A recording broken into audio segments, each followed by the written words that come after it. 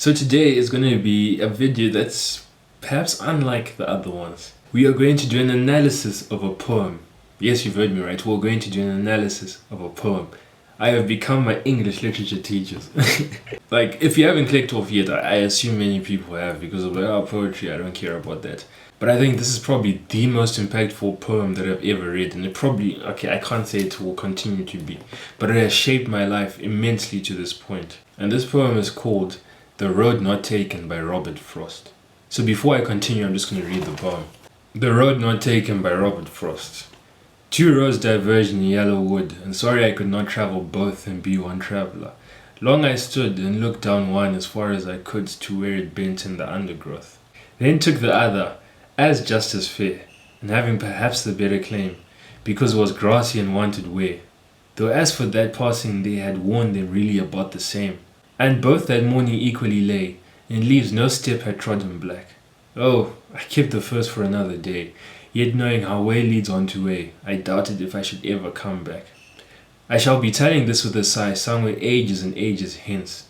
Two roads diverged in a wood, and I took the one less travelled by, and that has made all the difference. So essentially, in this poem, the speaker or narrator, I can't remember, the poet, yeah, I think speaker, whatever, I don't know.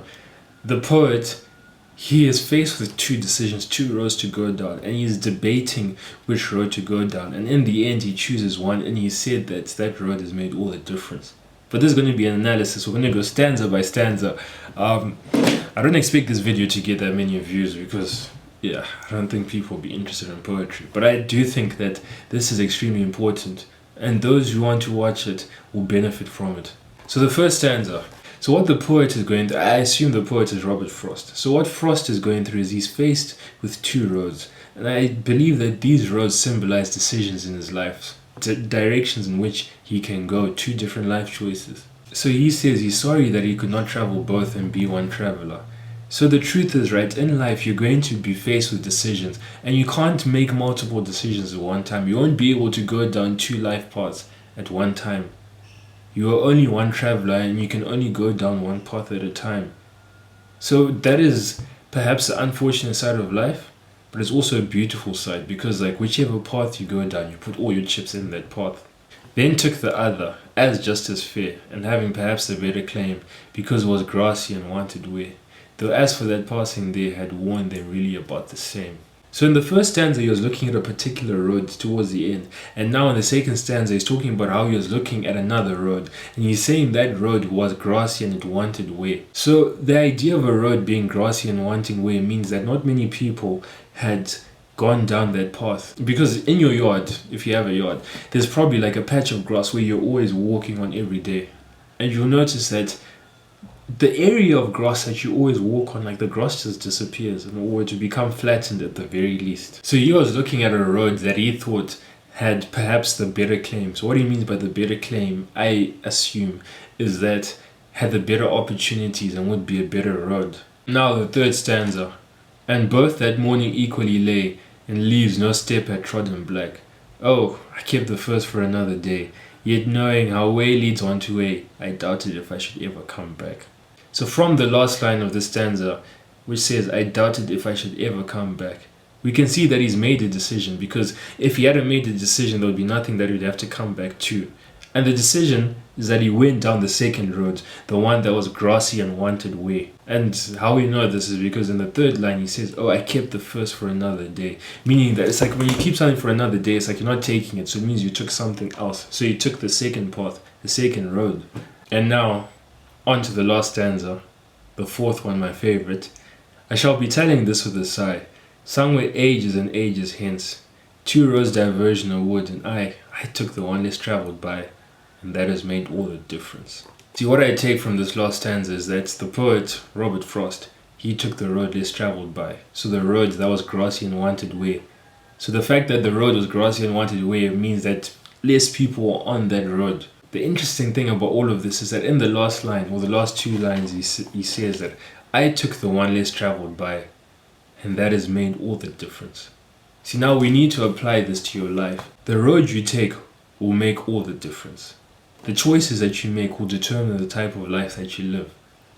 So what Robert Frost is saying in this poem, The Road Not Taken, he's encouraging the people who are reading the poem or listening to the poem at the time to take the road not taken, because that will make all the difference. And when we apply this to our goals, to self-improvement, we want to have lives that are above ordinary, right? Like maybe some people don't want extraordinary lives, but they want to achieve a good level of success. So most people don't succeed. Most people don't achieve the type of success that we're going after. So it means that we can't be doing the things that most people are doing. We can't be going down the roads that most people are going down. So it means that to be an outlier, to be the person who stands out, you're going to need to do things that other people aren't willing to do. You're going to need to go down roads that other people just won't go down. So if you want to achieve things that most people haven't done, you are going to have to take the road not taken. Like there's no two ways about it. You can't do the same thing as everyone else and expect a different result. This poem has shaped my life massively because this year I was faced with the decision of going to uni. I thought about it long and hard, and I realized that, it's the type of life that I want to live and the type of things that I want to get from my life. It will be very hard to get them if I go to uni, or at the very best case scenario, to postpone all that I'm trying to do, because uni isn't essential for what I need to do. So I decided that I need to take the road not taken. And the unfortunate thing about taking the road not taken is that you are taking a road not taken. As human beings, we naturally want to fit in, and the odd one out is always criticized. So I've been criticized mostly by my parents generation, saying that you're being rash.